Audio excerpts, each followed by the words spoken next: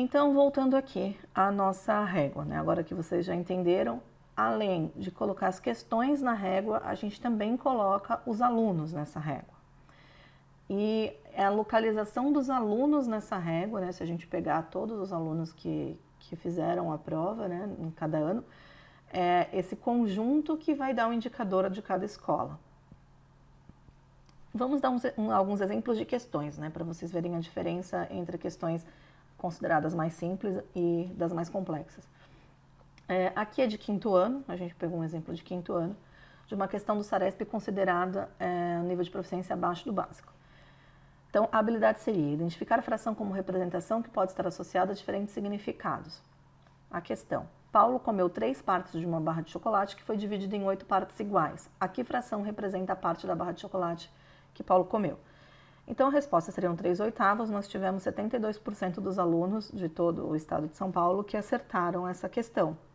Então, percebam que, além de saber o índice de acertos, a gente tem de informação a porcentagem para cada um dos itens. Então, a maior parte dos alunos que errou assinalou a questão A, né, que é 8/3, inverteu aqui os indicadores da fração. Então, para além de saber do acerto, a gente tem pista de quais são os erros que os alunos mais cometem. Então, essa é uma questão considerada abaixo do básico, ela é muito simples. É só escrever a fração, né, considerar o conceito de fração 3 em 8, é a mesma coisa que 3/8. Um exemplo de uma questão do nível básico. Identificar diferentes representações de um mesmo número racional. As duas figuras cuja parte pintada corresponde à fração 7/12 são... e aí o aluno precisava entender a fração para além daquela representação de retângulo, de chocolate, de pizza, né? E sim pensar na relação parte e todo. Então essa questão já é uma considerada como básico. No quinto ano, uma questão de adequado relacionada aos números racionais. Resolver problemas que envolvam a noção de porcentagem, 25%, 50% e 100%. Uma loja de eletrodomésticos anunciou que os produtos estariam com 50% de desconto.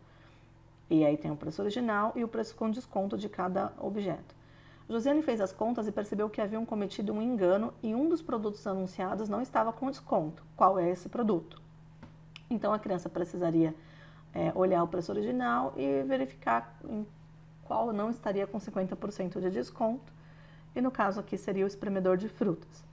Então percebam que isso é mais complexo do que simplesmente indicar uma fração numa situação explícita ou mesmo por meio de uma representação. Então essa questão é considerada do nível adequado de proficiência.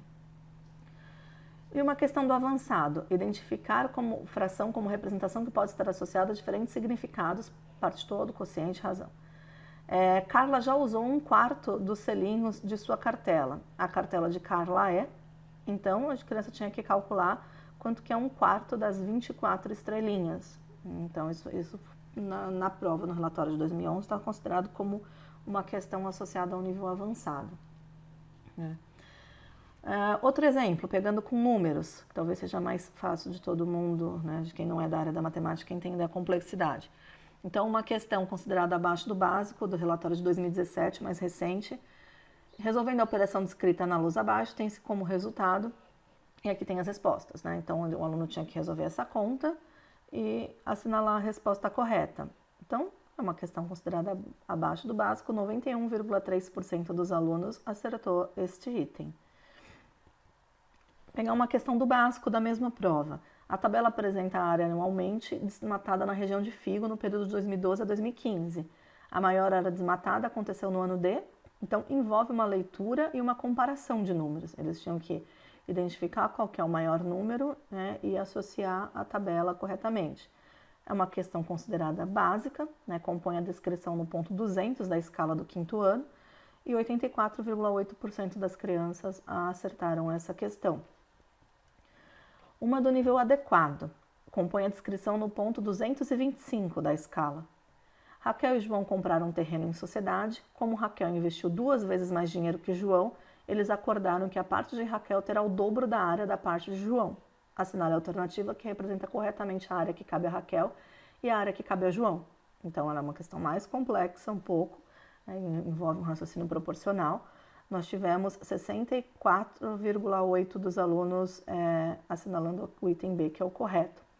Percebam aqui que a maior parte dos alunos que errou assinalou o item D, fez uma divisão equitativa entre Raquel e João.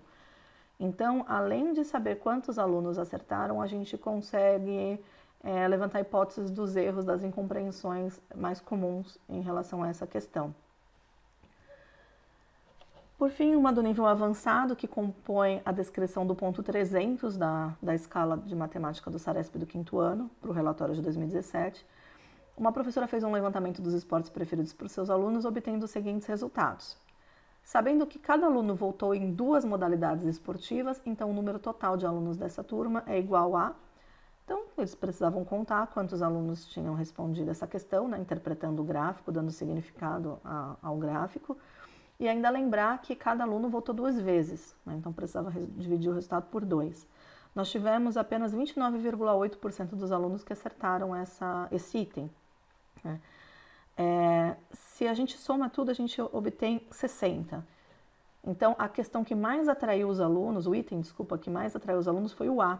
Então, 49,5% assinalou o item A, né? Então, isso permite que a gente entenda que eles interpretaram o gráfico corretamente, somaram corretamente, só não fizeram essa proporção de ser metade, né, dos votos serem metade, de eu precisar dividir o voto por 2. Né? Então, eu tenho pistas de até onde os alunos vão. Tudo isso que está colado aqui, que a gente colocou nos slides, vem nos relatórios. Então, os relatórios trazem isso com o índice de acertos, e por isso que é bem importante os professores, vocês professores, coordenadores, se apropriarem desses documentos, porque eles trazem pistas do que os alunos dão conta e também, né, principalmente, do que a gente pode fazer para que eles avancem. Só para ficar claro, na teoria de resposta ao item, a gente tem um conceito chamado de distratores. Parece de distrair, né? Mais ou menos nesse sentido. São denominados distratores as alternativas de respostas que não estão corretas, mas que devem ser plausíveis, referindo-se a raciocínios possíveis dos estudantes. Como nesse caso aqui. O item A, 60, ele seria um distrator. Não é um erro aleatório, é um erro que permite que eu interprete, que os alunos dão conta de interpretar, né, de dar significado ao gráfico, mas que eles não compreenderam o problema na sua totalidade. Então, a gente chama de um distrator porque é um indicador também do que eles conhecem. Então, são consequências de erros não aleatórios. Como eu já comentei em relação a essa questão, a maior parte dos alunos que errou assinalou a letra D porque entendeu que a divisão precisava ser feita em partes iguais. Eles foram para o senso comum e não olharam os requisitos aqui do enunciado, né? E o próprio relatório traz uma interpretação para os resultados. Para cada uma das questões, ele traz uma interpretação. Por exemplo, o item foi acertado por quase 65% dos respondentes, sendo que a maioria dos estudantes que erraram esse item optaram pela alternativa D, provavelmente por conceberem apenas que o terreno deveria ser dividido em 2 partes, e o fizeram de modo que as 2 partes tivessem a mesma área, ignorando o fato de que uma área de uma das partes deveria ser igual ao dobro da área da outra parte. Esse equívoco pode ser oriundo de uma leitura desatenta ou por não entender o que estava sendo solicitado. A alternativa A foi assinalada por menos de 5% dos respondentes, o que sugere que os alunos descartaram a resposta que destinava uma área maior para o João, contrariando o comando da questão. Então, há sempre uma interpretação dos resultados também. Para o caso da questão de estatística, então, o item apresentado propõe a análise de um gráfico de colunas para determinar o total de alunos que participaram da votação, sendo que cada aluno votou 2 vezes. Essa tarefa está associada à habilidade 30, né, da matriz de referência, da avaliação do SARESP, descrita como ler ou interpretar os dados apresentados em gráficos e construir gráficos, particularmente gráficos de colunas.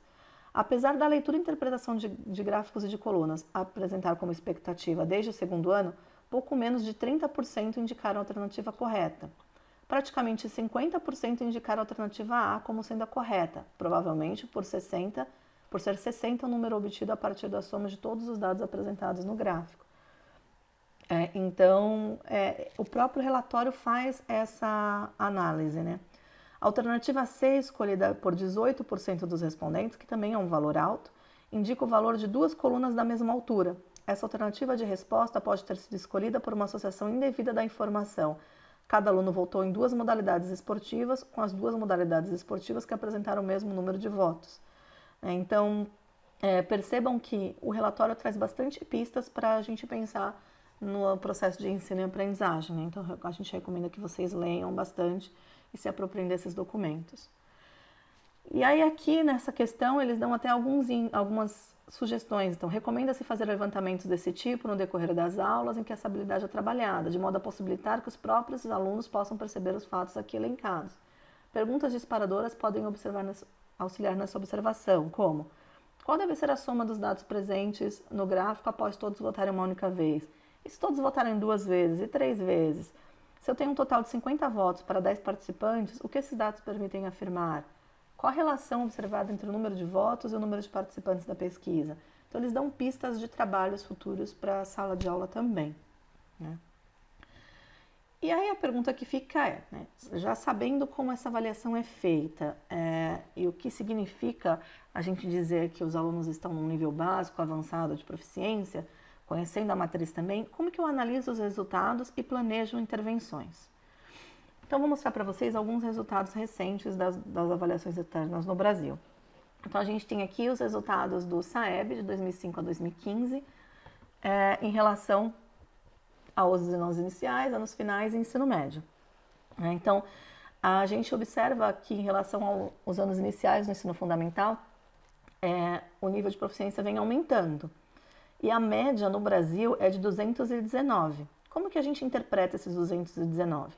A gente vem na escala do 5º ano, né? A gente precisa olhar a escala do 5º ano, e a gente observa que aqui, olha, 219 estaria aqui, no básico.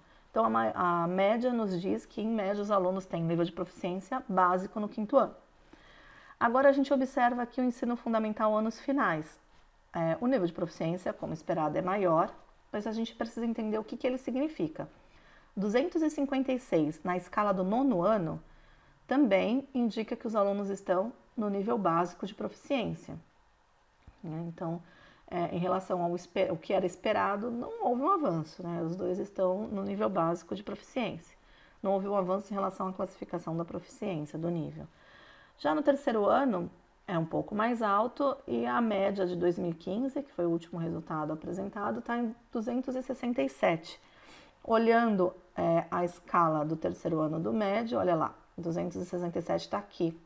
Os nossos alunos do 3º ano do ensino médio, na média, né, em média, eles estão com nível de proficiência abaixo do básico. Essa é a interpretação adequada para esses valores da escala.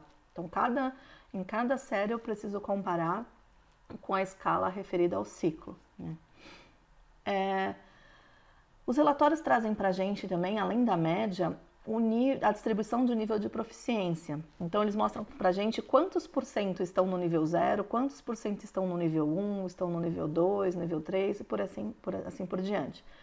Então, por exemplo, se a gente pegar aqui o nível de distribuição por nível de proficiência, a gente tem que mais ou menos 11% está no nível 0, de 10 a 25, uns 14% está no nível 1 e assim vai. Então, a gente vê uma concentração maior aqui, olha, entre os níveis 1, 2 e 3, é uma concentração maior dos nossos alunos.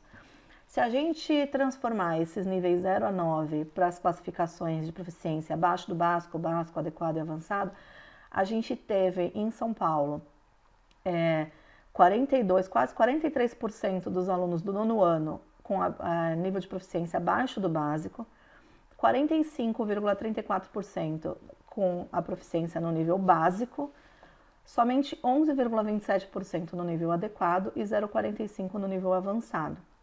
Então, percebam que a nossa intenção é descobrir assim, tá, tudo bem, eu tenho a maior parte aqui. Quais são as habilidades que eu preciso trabalhar para que o aluno avance para o nível adequado? Quais são as habilidades que a gente tem trabalhado bem, que os alunos já dão conta? Então, essa avaliação, essa análise dos resultados, ela precisa ser casada com a matriz de referência, né, com as habilidades na escala para interpretar o que os alunos dão conta e o que eles precisam aprender ainda, né?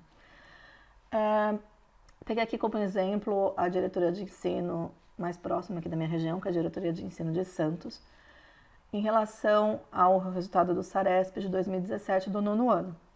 Então, o relatório apresenta para a gente o resultado do estado. Aqui é uma escola qualquer, tá bom? A gente não vai falar o nome dela, a gente pegou uma escola qualquer para exemplificar. Então, o relatório traz o estado, o resultado do estado, o resultado da diretoria de ensino e o resultado da escola. Então, a gente consegue observar que essa escola ela tem menos alunos no abaixo do básico do que a diretoria de ensino, do que o estado. Né? Ela tem mais ou menos a mesma proporção no básico e ela se destaca aqui, né? Ela tem mais alunos no adequado. Qual que é a intenção? Que os alunos que estão abaixo do básico avancem pelo menos para o básico e tirar essa grande massa aqui de alunos no básico para levar para o adequado. Como que eu faço isso? Olhando as matrizes de referência e vendo o que os alunos precisam aprender. Pessoal, um parênteses aqui. A gente não está defendendo que vocês sigam a matriz de referência e que somente isso seja foco do ensino, não é isso. Né? A gente sabe que uma avaliação é um recorte e que indica o que algumas pessoas entendem por ser adequado, né? No caso, os sistemas de ensino. O que a gente defende aqui é uma análise qualitativa dessas informações, que a gente consiga tirar informação desses relatórios, desse resultado, para ajudar os alunos a avançarem. Simplesmente aproveitar melhor os resultados dessas avaliações. Né? Não é que a gente deseja uma padronização, não é nesse sentido. E aí, além disso, a gente pode comparar a escola ano a ano. Então, a gente pegou essa mesma escola, o resultado de 2014, 15, 16 e 17. Então, em 2014, eles tinham 30,2% abaixo do básico, diminuiu para 22,9%, né? Então teve uma diminuição significativa. Depois voltou a aumentar para 32,9%, em 2017, 18,9%. Né? Então, percebam que a gente consegue ver a evolução da escola, comparar ao longo dos anos também, comparar a escola com ela mesma. Então, a escola recebe os resultados de onde que está, né, abaixo do básico, o básico adequado, e também a porcentagem em cada nível de proficiência. Então, de novo, a gente pegou aqui de uma escola, agora pensa no terceiro ano do ensino médio. Essa escola no terceiro ano do ensino médio, ela tem alguns alunos aqui, no 225, 250, que é considerado abaixo do básico. A maior parte dos alunos estão aqui no básico. Né? Então, vocês têm a informação de quantos por cento estão em cada uma das faixas da escala do nível de proficiência. Então, foi o que eu já tinha comentado anteriormente. Se eu pegar um terceiro ano, eu tenho 26,2% estão aqui no 275. Eu olho as habilidades relacionadas a esse ponto da escala, eu sei que esses alunos aqui, que estão daqui para frente, dão conta dessas habilidades. Os que estão aqui não dão conta dessas habilidades. Agora, se eu pegar o índice 350, o que eu posso afirmar? Que 4% dos alunos dão conta dessas habilidades e que todo o restante não dá conta dessas habilidades de modo geral. Essa é a interpretação que a gente faz da escala. E só para que vocês tenham conhecimento, eu peguei do IDESP, que é de São Paulo. Depois que a gente avalia o nível de proficiência dos alunos, isso gera um índice, um número. Como que esse índice é calculado? No SARESP, o foco é pensar em como que está a defasagem da série escolar que está sendo avaliada. Então, eles fazem um cálculo assim: 3 vezes a porcentagem de alunos que estão abaixo do básico, 2 vezes a porcentagem de alunos que estão no básico, 1 vez a porcentagem de alunos do adequado e 0 vezes a do avançado. Esse índice, ele vai dar para a gente o índice de defasagem, quanto está defasado. Então, vamos supor, se vocês tiverem muita gente, todo mundo no adequado, por exemplo, 100% no adequado, isso vai estar ok, né? Porque isso vai dar 1 vezes 100, 100, tudo o resto vai estar zerado, e 100 sobre 100 dá 1. Então, seu índice de defasagem vai ser 1, significa que você não tem defasagem. O melhor índice de defasagem seria 0. Quando que isso seria alcançado? Quando 100% estivesse aqui no avançado. Se todos os seus alunos estivessem no avançado, você teria um índice de defasagem 0. O pior índice aqui seria 3. Se eu tivesse 100% no abaixo do básico, isso daqui daria 300, tudo isso daqui estaria zerado.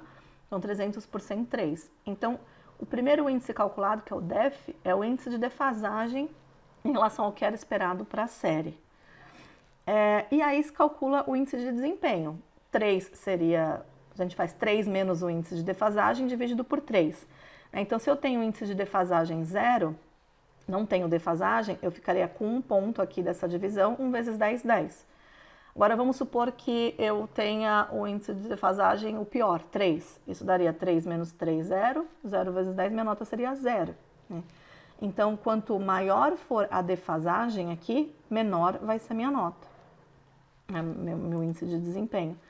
E o IDESP, no caso de São Paulo, é uma média simples entre o desempenho de matemática e de português multiplicado pelo fluxo, né, que é quantos alunos são aprovados em cada série. Né? Esse é o cálculo. E aí eu queria mostrar para vocês uma escola estadual que fez um trabalho em relação à formação continuada, entendeu o papel da avaliação. Queria mostrar para vocês um pouco o histórico dessa escola. Né? É claro que várias coisas foram feitas, mas eu trabalhei lá como formação de professores, e eu imagino que um dos principais aspectos que gerou o crescimento e o desenvolvimento dessa escola foi o entendimento das avaliações externas. Então, em 2008, eles tinham 39,2% dos alunos abaixo do básico. Então, eles entenderam que eles precisavam primeiro tirar os alunos daqui. Então, no ano seguinte, já houve uma diminuição aqui, e o que acabou deslocando alguns alunos para o básico, e os alunos que estavam para o básico foram deslocados para o adequado. Né? Então, houve esse deslocamento. Em 2010, a mesma coisa, né? A gente observa uma diminuição maior ainda do abaixo do básico e um aumento no nível adequado e principalmente no nível avançado. Então, 2011 cresceu um pouquinho abaixo do básico, mas eles conseguiram aumentar no adequado e no avançado.